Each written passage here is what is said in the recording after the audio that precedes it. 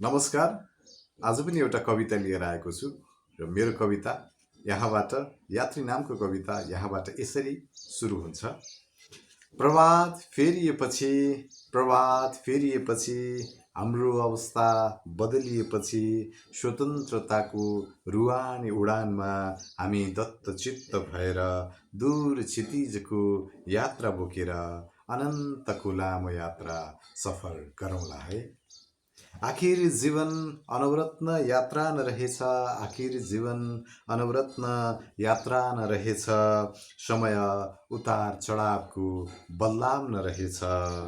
भेटिनेछन् आरोह अवरोहका थुप्रै भन्ज्याङ चौपारीहरू, भेटिनेछन् आरोह अवरोहका थुप्रै भन्ज्याङ चौपारीहरू। बिसाउँला हामीले पीडाका चाङहरू, बिसाउँला हामीले पीडा र थकानका चाङहरू। मन हलुका भएर चङ्गा सर हुनेछ, आँखा हर्षित भएर वर्षात हुनेछ।